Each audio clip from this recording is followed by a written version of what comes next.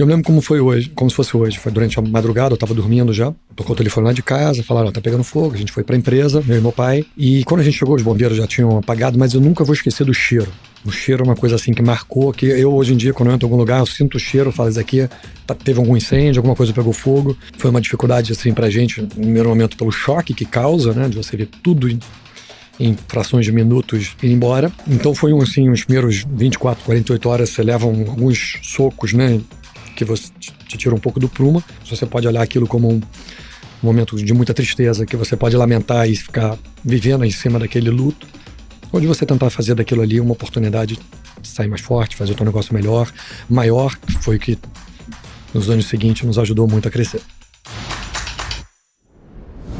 De vez em quando é bom abrir os armários, ver o que faz sentido ou não, tirar aquelas coisas mais velhas para ter espaço para coisas novas. Fazer uma faxina geral. É isso que a Limpano, uma empresa de produtos de limpeza, está fazendo com seu portfólio. Saíram, por exemplo, as vassouras e as lãs de aço e entraram os novos produtos da marca ODD, que foi comprada recentemente pela empresa. Essas mudanças todas acabaram impulsionando o faturamento da empresa, que saiu de um faturamento de 165 milhões de reais em 2019 para um faturamento de quase 400 milhões de reais no ano passado. E a meta é chegar em 1 bilhão muito em breve. Quem conta a história dessa empresa, que já fez mais de 60 anos, é o Alex Burrain, o neto do seu Alfredo, o fundador da companhia. Mas antes de ouvir essa história, eu queria pedir para você que está nos acompanhando para deixar o seu like e se inscrever no canal se ainda não for inscrito. E clicar no sininho para receber notificações sempre que tiver um novo vídeo por aqui.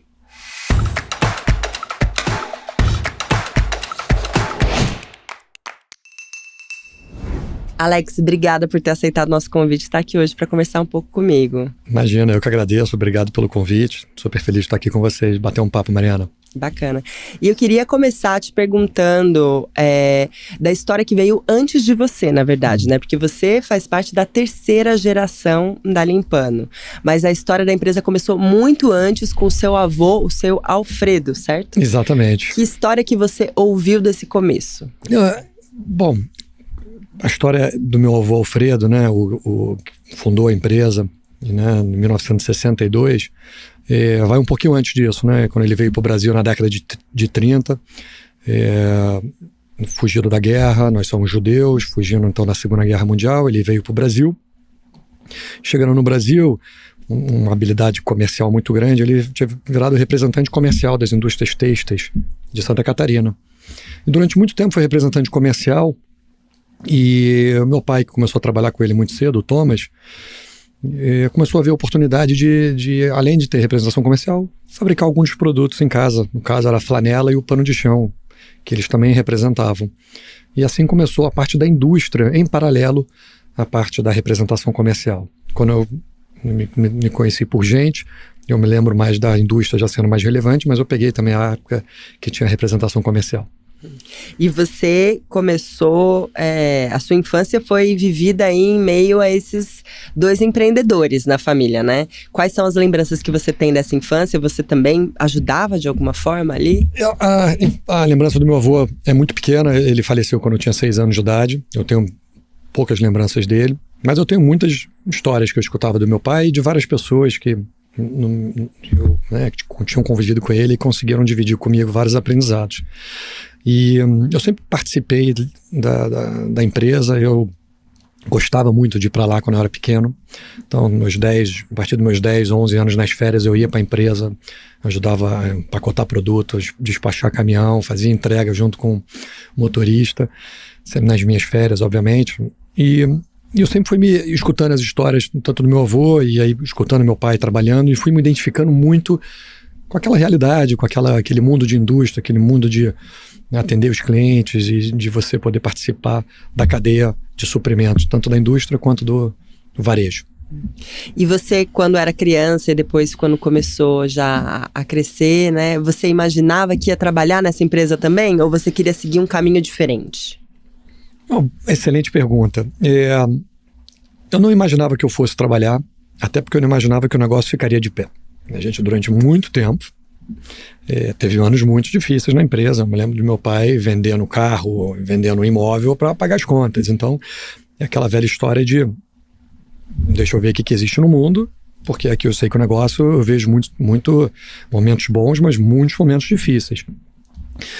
Mas aí, naturalmente, na medida que eu fui crescendo, na minha adolescência, e meu pai sempre me perguntava se eu queria ir com ele nas feiras fora do Brasil, visitar clientes, e eu sempre que eu tinha oportunidade eu ia, eu fui me identificando e fui, de alguma maneira, criando algum vínculo emocional e de prazer naquele ambiente.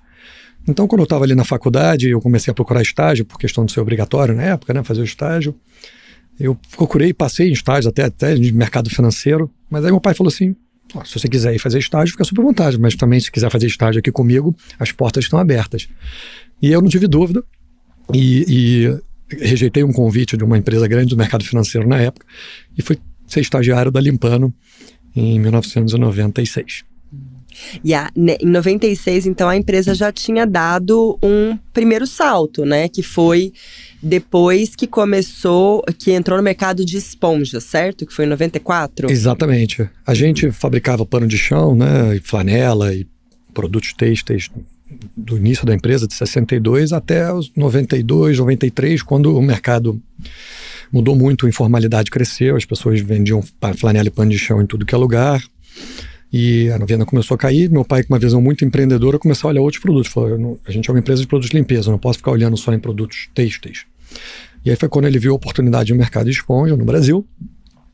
E com muito sacrifício, muita dificuldade, ele passou 2 anos montando a fábrica. Eu me lembro de que eu ter ido com ele em algumas visitas de fornecedores de máquinas, mesmo ainda não estando trabalhando lá, mas eu participando, assim, sempre que eu podia eu ia com ele. E de fato, em 94 a gente lançou a esponja. E a esponja se tornou um produto muito importante na empresa, é importante até hoje, que a gente cresceu muito, e foi mais ou menos nessa época que eu comecei a estagiar lá. Então eu tive a oportunidade de pegar esse crescimento e esse momento da empresa estar em uma categoria nova, completamente diferente da qual a gente estava antes, e com todos os seus desafios, dificuldades, mas também as oportunidades que isso trazia. E voltando um pouquinho, Alex, quando que aconteceu essa mudança dos panos, das flanelas, dos panos de chão que eram costurados ali, recortados quase de maneira artesanal pelo seu avô e o seu pai, para uma indústria mesmo, que vocês viraram uma indústria? A gente era uma empresa, indústria, quando fazia flanela e pano de chão. A gente tinha mais de 200 costureiras na época. Só que aí a venda começou a cair por conta da informalidade e a gente foi fabricar esponja. E a esponja é um produto mais industrializado do que costurar e recortar o pano. Então a gente acabou que cresceu o faturamento, mas não cresceu muito, a indústria,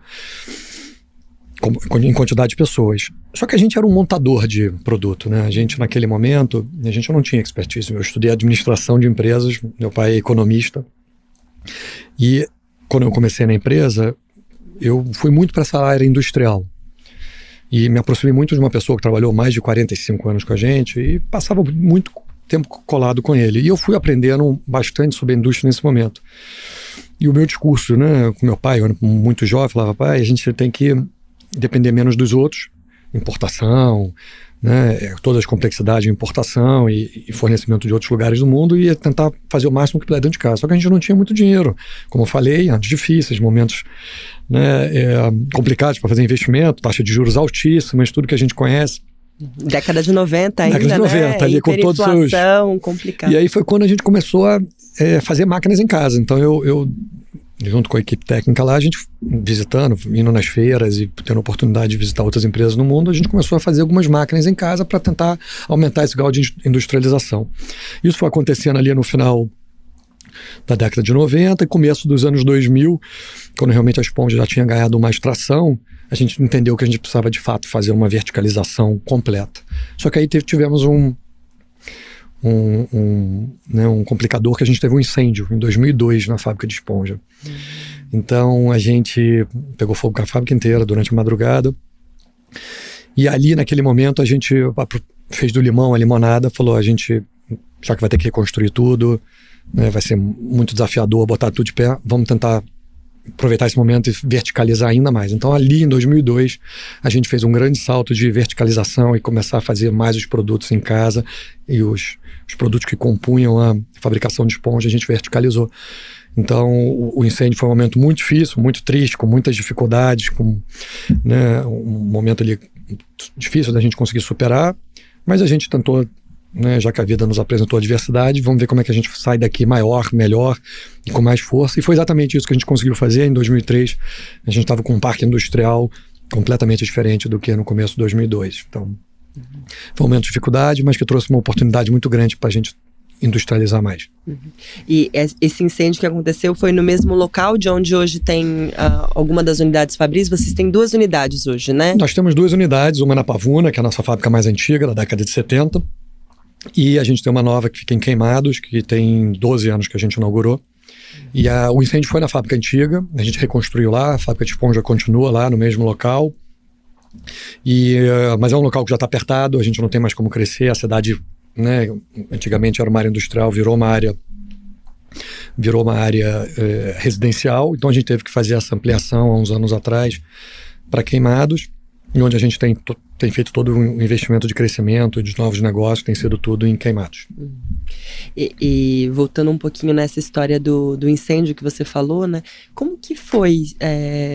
Você chegou a ver o incêndio? Você chegou a ser avisado? Conseguiu chegar lá? Qual foi a sensação? É uma sensação assim que eu me lembro quando eu vejo notícias no jornal e pessoas que eu conheço que já tiveram, assim, me lembra como se fosse em 21 anos a história, foi exatamente em maio de 2002. Eu me lembro como se fosse hoje. Foi durante a madrugada, eu estava dormindo já. E tocou o telefone lá de casa, falaram, tá pegando fogo. A gente foi para a empresa, eu e meu pai. E quando a gente chegou, os bombeiros já tinham apagado, mas eu nunca vou esquecer do cheiro. O cheiro é uma coisa assim que marcou, que eu hoje em dia, quando eu entro em algum lugar, eu sinto o cheiro, falo, isso aqui teve algum incêndio, alguma coisa pegou fogo. E foi uma coisa muito marcante, porque você viu os funcionários com a sensação de funcionários, muitos moravam ali perto, com aquela sensação de, caramba, o que vai ser amanhã, né? Perdi meu emprego, o que eu vou fazer amanhã? Então, foi uma dificuldade assim pra gente, no primeiro momento pelo choque que causa, né, de você ver tudo em frações de minutos ir embora. As pessoas você vê realmente um sentimento de, caramba, aqui era meu lugar de trabalho, não existe mais meu lugar de trabalho, as pessoas que trabalhavam ali muito comovidas. Então foi assim, os primeiros 24, 48 horas você leva alguns socos, né, que você te tira um pouco do prumo, mas depois é como se tivesse uma clareza, né, e aquilo te dá uma visão muito clara de que você pode olhar aquilo como um momento de muita tristeza, que você pode lamentar e ficar vivendo em cima daquele luto, ou de você tentar fazer daquilo ali uma oportunidade de sair mais forte, fazer o teu negócio melhor, maior, tirando, claro, os aprendizados. Então a gente tirou os aprendizados do que ocasionou. Graças a Deus a gente nunca mais teve nenhum caso, e tivemos também a oportunidade, como eu falei rapidamente agora, de aproveitar para fazer uma indústria mais forte e que foi que nos anos seguintes nos ajudou muito a crescer. E o que ocasionou o incêndio? Foi um forno, que era um forno que fazia a secagem da esponja, e ele teve um curto-circuito, e o ar que fica dentro do forno é o ar que tem produtos voláteis, e a fagulha de um curto, de uma coisa super simples, propagou rapidamente. Como era madrugada, a equipe de brigada era reduzida, material extremamente inflamável, espuma, e aí foi isso. Quer dizer, foi um detalhezinho que pelo horário dificultou muito o combate. Então, isso foi a causa. Sempre uma série de fatores, né? Nunca é uma coisa só. Exatamente, é a soma de várias coisas que nos levou até aquela situação. Mas isso serviu para, em 2003, então, vocês decidirem se reerguer, se reconstruir e verticalizar o negócio também, né? Sim, então, isso acabou dando um salto para vocês. Os nossos números em 2003 já foram muito impressionantes em relação à venda de esponja. A gente estava muito preocupado por conta da perda de mercado. A gente ficou 3 semanas sem conseguir produzir. Em 3 semanas a gente conseguiu adaptar uma produção, obviamente, completamente manual e de custo altíssimo, mas para a gente não poder a nossa participação no mercado. Eu me lembro até hoje vários clientes e pessoas que me ligaram e falaram, vocês não precisam se preocupar, no momento que vocês tiverem produto, o espaço de vocês continua aqui, vocês têm um bom produto, vocês são sérios. E eu não esqueço todos os clientes, né, e supermercadistas que ajudaram a gente naquele momento, mas em 3 semanas a gente voltou a produzir, mas demoramos praticamente 8 meses a realmente começar a produzir de forma industrial, em escala e com custo de novo ajustado. E aí, a partir dali, em 2003, a gente fez a nossa fábrica de esponja a ser um negócio muito importante e tem sido até hoje. E nesse período, qual que era o seu cargo dentro da empresa? Porque quando você começou como um estagiário ali, junto com seu pai, né? Exatamente. Eu comecei estagiário, então eu fazia tudo aquilo que as outras pessoas, diretores, não queriam fazer. De forma nenhuma eu tinha qualquer tipo de privilégio, prestígio ou qualquer outra de vantagem pelo fato de eu ser filho do acionista principal da empresa. Pelo contrário, eu diria que eles fizeram o dever de casa deles de realmente exigir de mim como exige de todo mundo na empresa, que eu acho que é o certo. E eu fiquei muito envolvido com essa parte da indústria. Como eu comentei, tinha essa pessoa lá que trabalhava há muito tempo, tinha trabalhado com meu avô, e eu me aproximei muito dele, então eu andava muito pela indústria, sempre que eu estava com algum tempo ocioso, e eu fui aprendendo bastante sobre esse lado industrial. E eu fui muitos anos nessa área, então eu diria que nos anos 2000, eu praticamente passei os anos de 2000 a 2008, 2009, responsável basicamente até 2009, quando eu já era gerente da indústria. Então foi uma época que eu aprendi muito e me ajudou bastante a gente aprimorar esse lado. E em 2009, então, você se tornou CEO da empresa ou ainda não? Em 2009 eu era gerente industrial. Então eu era muito responsável pela essa parte da indústria, a parte logística.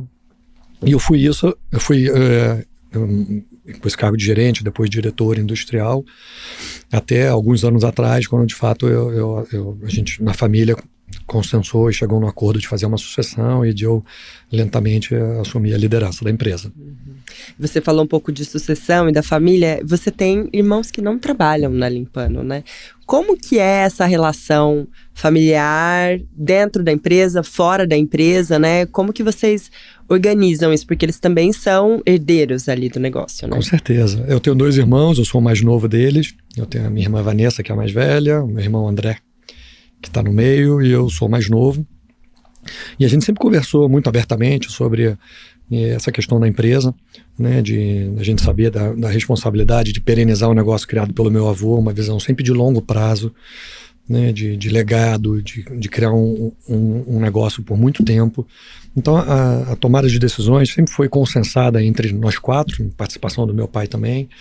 E hoje os 2 são conselheiros da empresa, então eles participam da governança, junto com conselheiros externos que a gente tem, sempre com uma visão de eu estar na liderança, mas eles estarem cientes de tudo que está acontecendo, das principais tomadas de decisões serem feitas e consensadas entre nós.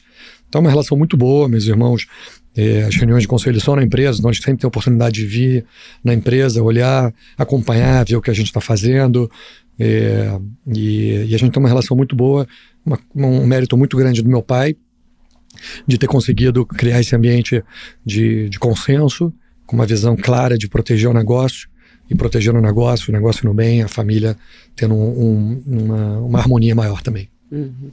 Eu acho que um dos maiores problemas das empresas familiares é justamente nesse momento de sucessão, né? Um momento muito delicado. Porque você precisa também trazer um pouco de governança, como você falou. Então, esse processo começou quando exatamente? Como que ele foi sendo desenvolvido? A sua colocação, Mariana, é perfeita. Eu já ajudei algumas outras empresas com essa conversa sobre sucessão. A gente começou isso em 2012, criando um conselho de administração com um conselheiro externo, por entender que empresa familiar, gerida sempre pela família, onde a família são os executivos, a gente podia estar perdendo um pouco, talvez, a forma, das melhores práticas de fazer uma sucessão, olhando sempre a empresa no longo prazo. Então a gente trouxe pessoas para nos ajudar com isso, então de forma muito incipiente, começamos em 2012, e ao longo do tempo a gente foi aprimorando isso. É uma conversa demorada, é uma conversa que não tem certo e errado, não tem fórmula de sucesso que vale para um, provavelmente não vai valer para o outro. Cada família é de um jeito, cada família tem uma situação, cada empresa está de um jeito no momento dessa discussão, o que também é muito relevante, como a empresa está no momento que você está tendo essa conversa. E a gente conseguiu fazer isso, mas foi um trabalho bem demorado, que eu diria que demorou praticamente 6 anos, até 2019, quando a gente de fato consensou com as regras e como é que funciona, e que decidiu-se então que eu assumiria a empresa até o dia que eu, por acaso, não der mais resultado, não tiver conseguindo liderar a empresa como a forma que meus irmãos, acionistas da empresa, esperam, e a gente sentar de novo e ver o que é melhor para a empresa, com essa visão clara de proteger o negócio. Agora, você está na empresa há bastante tempo, né? E tem bastante, você falou bastante do seu pai, bastante do seu avô também, do que eles trouxeram ali no começo, mas o que tem de você na companhia? O que você acha que você trouxe? Eu acho que eu tenho uma sorte muito grande de poder trabalhar com meu pai. Meu pai tem 79 anos, trabalha ainda na empresa, sempre que pode estar lá. E eu tive essa grande sorte de poder conviver esses anos todos que eu trabalho com ele. Então eu tive esse privilégio de poder ter os aprendizados da experiência do cabelo branco, que são insubstituíveis, e ao mesmo tempo trazer talvez uma percepção mais atual, uma percepção mais de onde o consumidor está procurando os produtos, a forma de os produtos resolver suas questões, e um pouco dessa questão da modernidade, forma de comercializar. Então a gente teve essa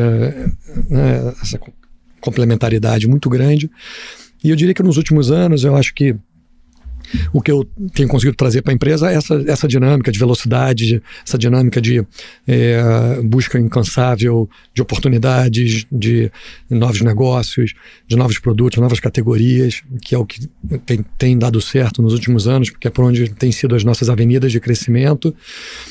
Mas claro que sempre ali olhando para a minha direita, onde meu pai senta, perguntando para ele, estou querendo por esse caminho, faz sentido? Não, faz todo sentido, manda bala. E a gente poder ter essa proximidade, essa relação boa que me dá uma segurança e uma tranquilidade de poder ter alguém com quem eu posso conversar e que vai poder me ajudar a tomar as decisões mais corretas. E você falou que teve algumas mudanças que vocês fizeram, né, que você trouxe aí, e eu acho que uma dessas coisas mais recentes é a compra da marca ODD, né? Exatamente. Vocês compraram em 2019, certo? A gente comprou em 2019 essa marca. Que é uma velha conhecida dos brasileiros, estava fora das prateleiras já há bastante tempo, né? Era uma marca adormecida, que a gente chama. E ali foi uma busca minha, justamente, de entender que a categoria de limpeza, né, onde estava potencial maior de crescimento para os próximos anos, era na linha de produtos químicos de limpeza, né, já com essa visão clara de que a gente queria ser uma empresa reconhecida por estar no setor de limpeza como um todo. Mas a grande dificuldade de você ter produtos e poder oferecer para o varejista é você ter relevância. Né? Eu brinco que a gente lá tem dois chapéus, né? Os dois pratinhos. É o pratinho do varejista, que eu tenho que ser importante, gerar resultado, ter produtos que de fato gerem marca, que eu preste serviço, que eu seja um bom fornecedor, mas no outro lado aqui eu tenho o pratinho do consumidor. Eu preciso que o consumidor tenha motivação e tenha interesse de comprar meu produto. Então, é uma visão constante que a gente tem dos dois pratinhos, do trade, varejista, supermercadista, atacarejo, e do meu consumidor. Né? Eu preciso do trade para o meu consumidor achar o produto, mas eu preciso que o meu consumidor também tenha interesse. E aí foi quando a gente teve essa ideia de buscar a marca adormecida, e a gente viu que a marca ODD, que é uma marca que tem 70 anos no Brasil, uma marca que de fato já foi líder, por muitas pessoas ainda chamam o produto de ODD, que chama a categoria de detergente de ODD, e a gente conseguiu chegar num acordo na época, a marca que estava com a Procter & Gamble, e a gente comprou a marca estava faturando 0, era só a marca que eles tinham, não tinha um parque industrial, não tinha fórmula de produto, foi só realmente o registro das marcas, e a gente fez pesquisa com os consumidores na época, para ver realmente se era uma marca que tinha relevância, e a gente caiu da cadeira, assim, com o grau de vínculo emocional com a marca. Que eu acho que isso foi a grande surpresa. A gente sabia que a marca era uma marca conhecida, mas a gente não sabia que existia um vínculo emocional dos consumidores.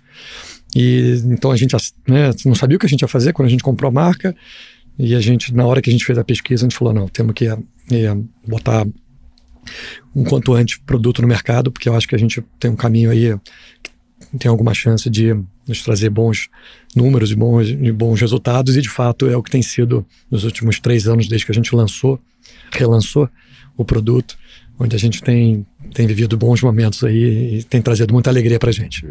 Existe uma certa onda de nostalgia, né? De algumas marcas antigas que estão retornando realmente com uma cara nova, né? Fórmulas novas. E isso acho que tem um apelo emocional mesmo, como você falou, né? Que acabou impulsionando também as vendas de vocês. Exatamente. As pesquisas mostraram exatamente isso. Quer dizer, que nem a ODD, tem várias marcas hoje em dia que a gente percebe de várias outras empresas de bem de consumo, que eram marcas que só tinham uma categoria de produto e elas têm ampliado para os outros produtos. Esse vínculo emocional de um consumidor, né? Com a marca, é uma coisa que transcende só a questão ali relacional do consumo, do produto, do preço.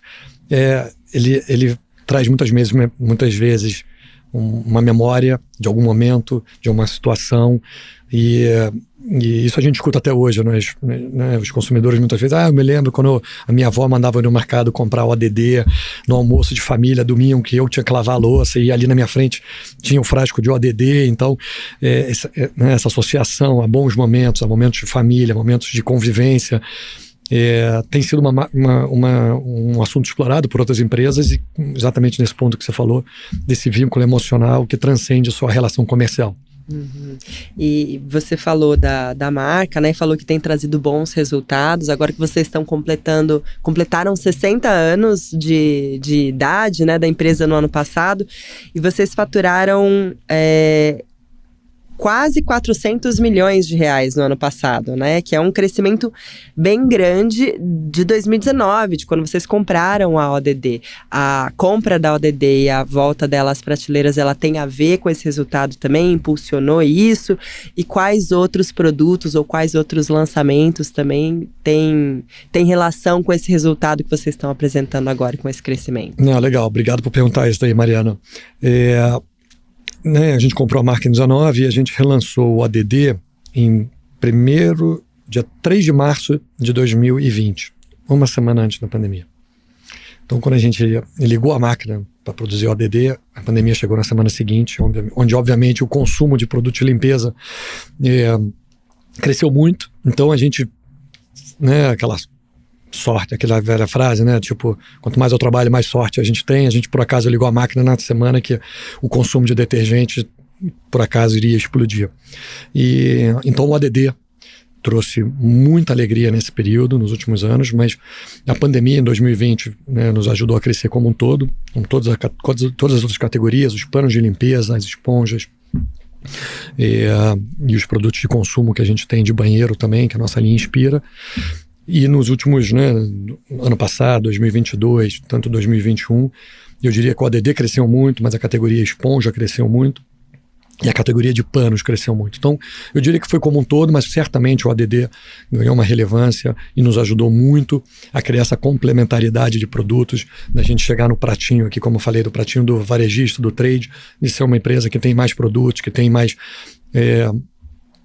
capacidade de fornecer vários produtos da linha de limpeza doméstica. Então, isso nos ajudou muito, e o consumidor também acaba criando uma associação numa empresa que tem outros produtos. A gente trabalhou muito esse vínculo do ODD com o Limpano, para o consumidor ter uma percepção de que é uma marca, além de os consumidores que conheciam, obviamente, o ODD, já por si só já comprava a marca, mas muitos consumidores que não conheciam o ODD, afinal ele ficou alguns anos fora do mercado, mas conheciam do Limpano, sabia que era uma marca que também era do portfólio. Então foi muito assertivo aquilo ali. Agora, vocês tiveram por esse lado, aumentou as vendas, né? Mas por outro lado, a pandemia acho que foi um evento que atingiu todo mundo, né? De formas diferentes, claro, mas não tem quem tenha passado batido por isso. Não, assim, de forma nenhuma. É impossível. Como que foi para vocês? Vocês precisaram reduzir a produção? Isso impactou de alguma forma a produção de vocês também por causa de fechamentos? Impactou muito, Mariana. Foi assim, um dos momentos, principalmente além do incêndio que eu comentei, assim, foi um dos momentos mais difíceis meus 26 anos de empresa, 27 anos. Foi em 2002 o incêndio e, sem dúvida nenhuma, em 2020, quando teve a pandemia. Eu continuo sem saber o que significa a palavra quarentena, porque eu nunca deixei de trabalhar um dia. Então eu ia todo dia para a indústria e desde o primeiro momento minha maior preocupação ali era garantir que o ambiente de trabalho fosse um ambiente seguro para as pessoas estarem. e eu juntei a equipe de liderança da empresa e falei assim, ó, a gente tem um compromisso com a sociedade. O médico está fazendo o trabalho dele, os enfermeiros estão fazendo o trabalho deles, os supermercados estão abertos fornecendo produto, só que se a gente não vier aqui e não produzir, a gente de alguma maneira vai estar se comprometendo e prejudicando a sociedade. Então a gente está aqui com um dever cívico, moral e de fato de cuidado com as pessoas, de tentar continuar produzindo. Claro que com todas as dificuldades de mobilidade, de fornecimento de matéria-prima, de normativas, leis que eram criadas todos os dias, com a questão do fica em casa, e eu brincava lá todo dia na empresa, gente, fica em casa, mas esponja não tem como fazer de casa, pano não tem como fazer de casa, a gente precisa vir para cá. Mas eu me comprometo com vocês de ter um ambiente mais seguro possível, que vocês podem trabalhar com tranquilidade. A gente foi a primeira empresa de produto, a primeira empresa privada no Rio de Janeiro, com certeza. No dia 30 de março, eu tinha 60 testes de Covid, que eu trouxe da China.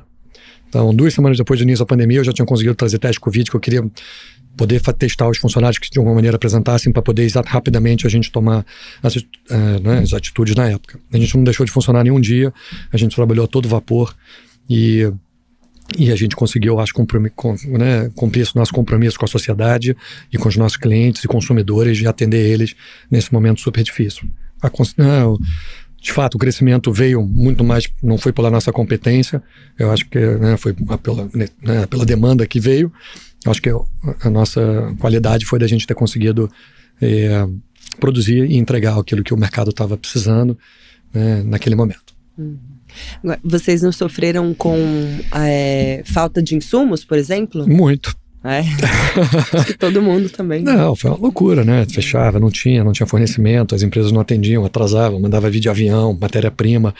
E era um momento que, como eu falei, a nossa preocupação era funcionar. Eu não estava preocupado com custo naquele momento, né? E óbvio que na medida que as coisas foram se tranquilizando ao longo dos meses, a gente foi se ajustando à realidade. Mas eu acho que eu devo muito, e agradeço muito a toda a minha equipe na época, todo o time dos funcionários e dos nossos fornecedores, foram que eu consegui, talvez, passar essa sensação da nossa responsabilidade social que a gente tinha, e a gente teve pouquíssimos produtos que a gente, de fato, teve que interromper a produção por algum momento. Eu diria que a gente conseguiu passar bem naquele momento ali difícil.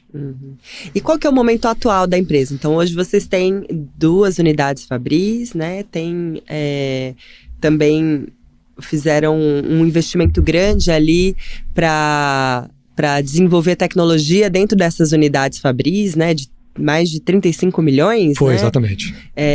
Quantos funcionários vocês têm? Como que tá? Qual é o retrato da empresa hoje? A gente fez esse investimento muito grande ali, em 2020, 21, 22, até um pouco mais do que os 35 milhões. A gente investiu muito na indústria, tentando, depois da minha experiência, como eu falei lá atrás, de ter trabalhado sempre nessa área industrial, entender de que a gente precisava ter uma indústria muito competitiva, muito atualizada, e para a gente poder ter custo, ter produção, ter capacidade de entrega, e foi exatamente isso que a gente fez. E a gente, nesse momento nosso, de capacidade instalada pronta para o crescimento que a gente quer.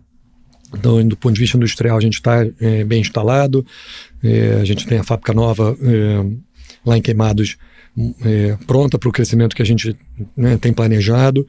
A gente está com hoje 850 funcionários, espalhados, além das 2 fábricas, pelo Brasil todo. A gente tem um time comercial muito grande no Brasil, a gente vende no Brasil inteiro, e a gente tem equipe comercial em todos os estados e no Distrito Federal, porque a gente tem essa ambição de continuar e crescer sendo uma empresa nacional, atuando no Brasil todo.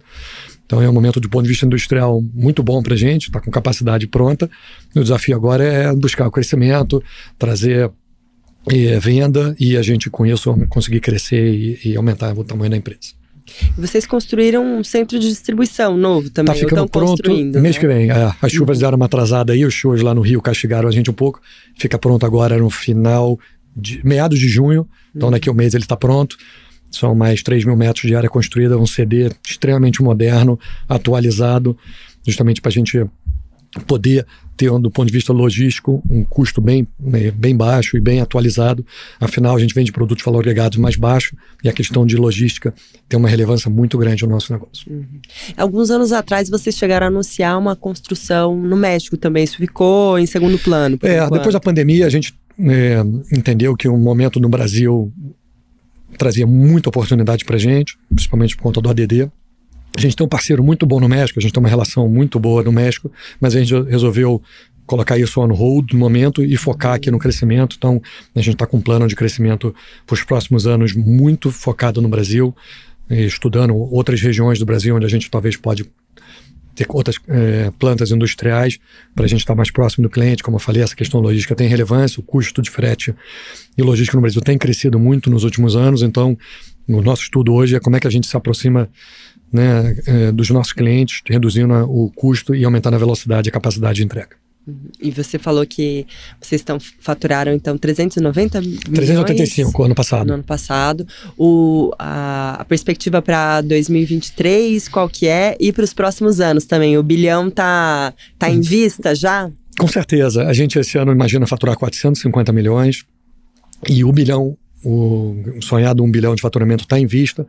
Mas a gente, Mariana, tem tido um olhar, além de, claro, do crescimento, né, das oportunidades que o mercado está nos sinalizando e dando e trazendo esse crescimento de faturamento, olhar muito o resultado da empresa, né? Então, agora mais do que nunca, né, com taxas de juros altas, custo de CAPEX muito alto, a gente tem olhado muito a rentabilidade. Então, o nosso trabalho hoje é criar o crescimento, atender o mercado, ver como é que a gente consegue aumentar o faturamento, mas um olhar muito grande para o resultado da empresa. Então, o nosso objetivo nos próximos 3 anos é mais dobrar o nosso resultado líquido, o nosso lucro líquido, antes até do que eu dobrar o faturamento. E dentro desse plano de 3 anos aí, ou até um plano um pouco mais para o futuro, tem algum investimento de fundos ou talvez até um IPO também? O que vocês estão vislumbrando? É uma conversa que a gente tem lá na família. Né, a gente nunca teve sócio, a empresa sempre pertenceu à família e a gente é muito cabeça aberta e a gente entende que se todas essas opções existem, se a gente entender que é para o bem do negócio, se isso vai trazer mais resultados, se isso for o que vai nos ajudar na construção do crescimento da empresa, a gente olha todas as oportunidades, porque a gente tem uma visão de longo prazo e de que se onde tem oportunidade, a gente tem que estar cabeça aberta para entender a forma de chegar lá. E você falou que vocês têm presença no Brasil todo, né?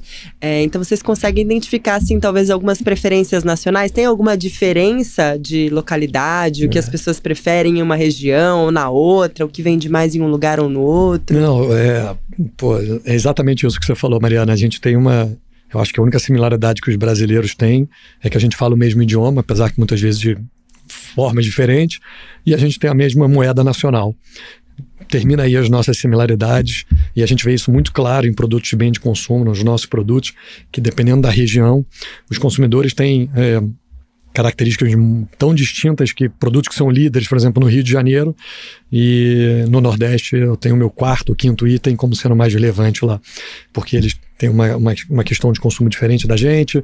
No Sul, idem, tanto seja por cor, tanto seja pela fragrância, tanto seja pelo formato do produto. Então é muito interessante isso e a gente tenta estar o mais antenado possível, porque a gente muitas vezes tem que adaptar os produtos de acordo com a região, né? Então, como você comentou bem, a gente, como quer ser uma empresa nacional, a gente tem que se adaptar ao gosto do freguês local. Não adianta a gente achar que a gente tem capacidade de impor qualquer tipo de consumo por ser uma coisa que nos facilite. De forma nenhuma, quem manda na gente é o cliente, é o consumidor, e ele que vai dizer pra gente o que a gente precisa adaptar para ele ficar satisfeito e ele ficar feliz com o investimento que ele está fazendo ao comprar o nosso produto. E vocês exportam também para alguns países, né? Vocês pretendem aumentar essa parcela de exportação ou estão mais focados no mercado nacional? Não, a gente está mais focado no mercado brasileiro. A gente entende que essa avenida está mais clara aqui no Brasil. E a gente tem crescido de exportação, sem dúvida nenhuma. É um mercado também que a gente não despreza. A gente tem alguns parceiros em vários países aqui, na América Central, Caribe, América do Sul e um pouquinho na América do Norte, mas a gente entende que a avenida do crescimento é no Brasil, o mercado brasileiro é enorme, o mercado brasileiro tem um potencial de crescimento muito grande, a categoria de limpeza mudou muito, e a pandemia acelerou essa mudança, então isso trouxe para a gente uma clareza muito grande de que enquanto esse mato aqui a gente não baixar ele um pouquinho, a gente não vai gastar energia olhando para outros lugares. Então o nosso foco é no Brasil, é no mercado de produtos de limpeza, e é nisso que a gente acredita que a gente vai conseguir trazer um crescimento maior e expressivo para Limpano. E como que você enxerga o mercado nacional? Então você acha que já está saturado? Existe um espaço para fusões, aquisições, para vocês comprarem empresas também? Como que você avalia o setor de maneira geral? O setor, como acho que vários setores do bem de consumo, ele sofre transformações ao longo do tempo, e a sinalização que a gente tem assim é que de fato movimentos podem acontecer, né, de consolidação, movimentos de empresas de regiões distintas de juntarem energia. A gente olha, a gente já comentou, uma última compra que a gente fez foi do ADD, foi apenas da marca, mas a gente olha outras empresas sem dúvida nenhuma. Existem empresas muito boas que de fato, se a gente conseguir adquirir, comprar, se juntar ou qualquer coisa do tipo, tem potencial de retorno para ser extraído. Então a gente olha isso sim, e acredito que esse mercado nosso vai ter muita movimentação por conta dessa mudança de hábito de consumo, essa mudança do varejo nacional, dos atacarejos. Então eu acredito que essa chacoalhada na árvore, tanto na frente aqui do varejo está mudando, quanto na forma do consumidor comprar produto de limpeza, eu acho que vão acontecer algumas novidades aí no mercado. E Alex, a gente falou de passado, falou um pouco de presente, falou um pouco de futuro, mas eu queria que você voltasse um pouco na sua história e pensasse qual foi o momento que você cometeu algum erro, talvez. O que foi que você fez que você gostaria de não ter feito, ou o que você fez e que aprendeu uma lição com isso também na sua trajetória, para a gente poder aprender com seus erros também. Foram 2 erros que a gente cometeu. Um foi em 2001, quando eu estudei mercado fora, linha de produtos, e falei que os panos de limpeza eles seriam adicionados a produto químico já para estar pronto para o uso, que são os panos umedecidos, que hoje a gente conhece. Eu comprei a máquina em 2001, para mim estava claro que o mercado ia caminhar para o pano de limpeza já com produto químico, então a gente fez esse investimento, e ali foi um erro de timing muito grande nosso. Estava 20 anos adiantado, exatamente, né? A gente estava 20 anos adiantado, né? Quando começou a pandemia, a gente falou assim, eu já tinha vendido a máquina, a gente já tinha desistido dessa categoria, então ali foi a visão foi certa, o timing foi errado, eu pesquisei pouco, provavelmente me empolguei ali com o mercado americano, só que a gente está bem, né, longe do nível de renda e na velocidade de mudança de hábito de consumo. Então ali foi um erro grande. E o outro erro grande que a gente cometeu foi quando a fábrica da Pavuna, que é a nossa fábrica mais, né, antiga que a gente tem hoje ainda, começou a ficar apertada, e o terreno do lado, a empresa colocou à venda, e por um detalhe ali, por uma economia, aquela negociação boba, eu perdi a venda do terreno, e o que limitou o nosso crescimento durante alguns anos até eu conseguir comprar esse outro terreno lá em Queimados, e a gente fazia ampliação de Queimados. Então foi um erro muito grande ali que a gente cometeu e que certamente nos trouxe muito aprendizado, mas de alguma maneira hoje, se eu pudesse olhar atrás, eu provavelmente teria ido por outro caminho. Mas a gente aprende nesses momentos. Não tem empreendedor, empresário que não cometa erro. Acho que a gente, né, na minha visão, a gente tem 2 opções sempre: ou você acerta ou você aprende. Você só erra se você não quiser tirar o aprendizado disso. Então eu gosto de olhar a vida dessa maneira, porque me traz mais clareza e luz de como é que deve seguir quando acontece esse tipo de coisa. E tem algum conselho, uma dica ou sugestão que você daria para quem está começando, ou para você nesse passado também, aí, quando você cometeu esses erros? Semana passada eu tive um café da manhã, que eu tenho um café da manhã mensal com, né, as pessoas que trabalham lá na Limpana, um café que eu faço com 20, 25 pessoas. E semana passada eu tive o privilégio de conversar com todos os estagiários da empresa. E eu exatamente passei para eles algum conselho que eles me perguntaram no final, já que eu comentei com eles, que contei a minha história, que eu também fui estagiário na Limpana, então já estive do lado onde eles estavam, e eu dei para eles os seguintes conselhos. Eu falei, não existe atalho. Não existe a dieta dos 7 dias, não conquista o seu amor em uma semana. A vida não é feita de atalhos. O mundo hoje, né, tem muita facilidade. É tudo mostrado com muita superficialidade, como se as coisas são fáceis. Não são. Não existe atalhos, você tem que ligar nos pontinhos. E ao longo do tempo você tem que olhar para trás e ver se os pontinhos fizeram sentido. Então eu falei para eles, meu conselho foi: criem círculos de 3 meses, 1 ano e 3 anos. E a cada período desses, criam seus objetivos, botam isso por escrito. Cada 3 meses olha para trás, cada 1 ano olha para trás, cada 3 anos olha para trás e vai vendo se aquilo vai fazendo sentido. Tanto do lado pessoal, quanto do lado profissional, quanto do lado familiar, né? Como futuro marido, mulher, como futuro pai, como um profissional e como pessoa. E a outra coisa que eu comentei com eles também, que é super importante, que é esse lado né, de você ter uma humildade para aprendizado. Então eu comentei com eles que eu estou indo semana que vem de novo fazer um outro curso fora, porque a gente deprecia todo ano de conhecimento, e se a gente não tiver a capacidade de repor conhecimentos atualizados, em poucos anos a gente fica defasado e depreciado, igual uma máquina velha, igual um carro mais antigo. Então essa necessidade constante de buscar conhecimento, humildade para você buscar conhecimento, entender que o fato de ter uma posição, ter chegado em algum lugar não quer dizer absolutamente nada, e de que você tem que ter essa clareza muito grande de que a gente está sempre aprendendo. Fazer uma limpeza, né? Uma limpeza geral, assim, na vida, às vezes. Exatamente. Por falar nisso, tem uma coisa que eu esqueci de perguntar. Quando vocês, nos últimos anos, vocês fizeram lançamentos de novos produtos, mas vocês também tiraram alguns produtos de sim. Ano passado, né? O nosso objetivo era ter passado até dos 400 milhões. A gente não passou porque a gente desfez de 2 linhas de produto que a gente entendeu que não fazia mais sentido para a gente no portfólio, que foi a linha de vassouras e rodos e mops e a lã de aço, a conhecida esponja de lã de aço, que durante muito tempo a gente participava do mercado, mas que a gente entendeu que os hábitos e mudanças dos consumidores, esses produtos no nosso portfólio não faziam sentido, então a gente abdicou desse faturamento e dessas unidades de negócio, mas vendo que existiam outras pela qual a gente deveria focar, né? Então essa capacidade, complementando talvez um dos conselhos que eu sempre dou, e eu falo muito pro meu time interno, essa capacidade de ter a clareza de saber o que você não quer. Eu acho que isso é uma coisa muito importante para a gente não perder tempo, energia e, né, que afinal de contas é escasso, da gente ter, né, não gastar energia com as coisas que a gente entende que não está na nossa prioridade, então não está no nosso foco, não está na nossa estratégia, e simplesmente dizer não. O brasileiro tem um pouco de dificuldade de dizer não, né? Mas eu tenho tentado falar lá pro time que existem muito boas formas e maneiras de dizer não, sinceras, verdadeiras, e que no fundo você vai estar fazendo até o bem para a pessoa pela qual você está dizendo não, para também não fazer ele perder o tempo, uma vez que a gente entenda que aquele assunto não é pertinente para o que a gente quer. Então isso vale para a vida pessoal também, a nossa capacidade de dizer não, né? E para poder focar naquilo que a gente tem como clareza na nossa frente. Ai, bacana, Alex. E para finalizar, queria saber se tem algum livro, algum filme, alguma série que você gosta de assistir, que você queria indicar para quem está acompanhando a gente. Bacana.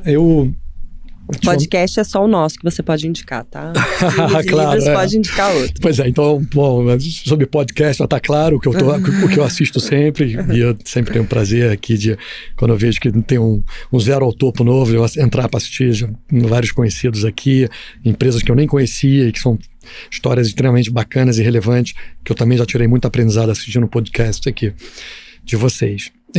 Eu tô lendo 2 livros super bacanas, um bem pequeno do John Sellers, que fala as lições do estoicismo, que eu recomendo. É um livrinho super pequeno, mas que ele tem uma capacidade muito grande de síntese e que eu estou adorando.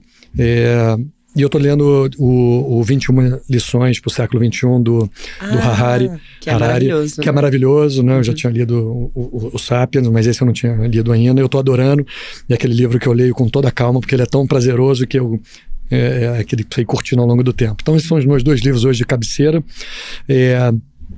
Não estou assistindo nenhuma série, porque realmente eu não tenho tido tempo para isso. Eu estou focando mais nos livros, que é onde eu consigo levo ele comigo. Eu gosto ainda do livro em papel, eu carrego ele comigo, e esses 2 estão me dando muito prazer. Então, isso aí.